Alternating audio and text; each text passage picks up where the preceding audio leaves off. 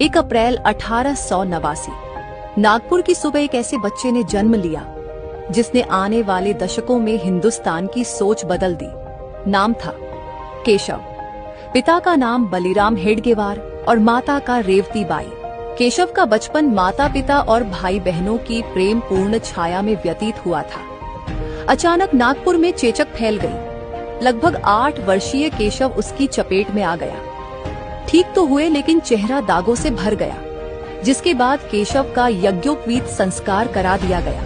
केशव जन्म से ही देशभक्त थे। विक्टोरिया शासन की षष्ठी पूर्ति के अवसर पर उनके विद्यालय में मिठाई बांटी गई, पर केशव ने कहा, महारानी हमारी कैसे, ये हमारी गुलामी का जश्न है, नहीं मनाएंगे। 1902 ईस्वी नागपुर में प्लेग की महामारी से उनके माता पिता का देहांत हो गया, जिससे परिवार पर निर्धनता की छाया मंडराने लगी। पर केशव ने पढ़ाई नहीं छोड़ी।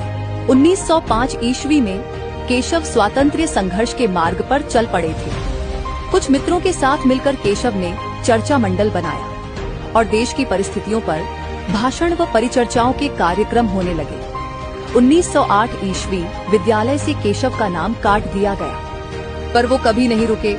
कलकत्ता जाकर उन्होंने डॉक्टरी की परीक्षा 60% से पास की। केशव नौकरी करने के बजाय राष्ट्र सेवा में अपना जीवन समर्पित करना चाहते थे, जिसके लिए उन्होंने अविवाहित रहकर जीवन भर राष्ट्र कार्य करने का निश्चय किया। कई वर्षों तक आंदोलन और काफी संघर्षों के बाद उन्हें एहसास हुआ कि हिंदुओं की दुर्दशा का कारण स्वाभिमान की कमी और संगठन का अभाव है। उन्होंने कहा, ये देश धर्मशाला तो नहीं है कि कोई भी आए और बिस्तर बिछाकर आसन जमा ले।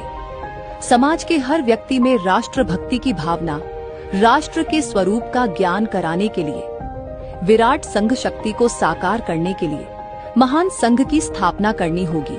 27 सितंबर 1925 को उन्होंने संघ स्थापना की घोषणा की, जिसका कार्य शारीरिक, सैनिक तथा राष्ट्रीय शिक्षा स्वयं लेना तथा दूसरों को देना होगा।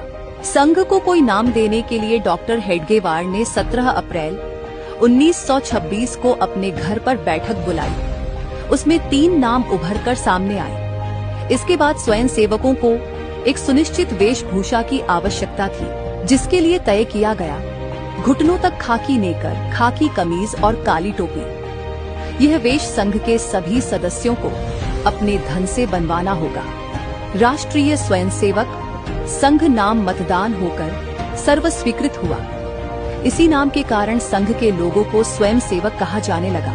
1925 से 1940 तक डॉक्टर हेडगेवार जी ने संघ का नेतृत्व किया। उनके पश्चात 1940 से 1973 श्री गुरुजी, फिर 1973 से 1994 बाला साहेब देवरस, 1994 से 2000 श्री रज्जू भैया, 2000 से 2009 श्री सुदर्शन जी और 2009 से वर्तमान में श्री मोहन भागवत जी संघ का नेतृत्व कर रहे हैं। अब जबकि राष्ट्रीय स्वयंसेवक संघ को 100 वर्ष पूरे हो चुके हैं, जिसमें स्वयंसेवकों की संख्या लगभग 60 से 70 लाख है। देश भर में प्रतिदिन 57,000 से ज्यादा दैनिक शाखाएं लगती हैं। इसके अलावा अमेरिका, ब्रिटेन, ऑस्ट्रेलिया, नेपाल सहित लगभग 40 से अधिक देशों में हिंदू स्वयंसेवक संघ HSS के नाम से शाखाएं चलाई जाती हैं। इसके अलावा विद्या भारती, सेवा भारती, राष्ट्र सेविका समिति, भारतीय मजदूर संघ,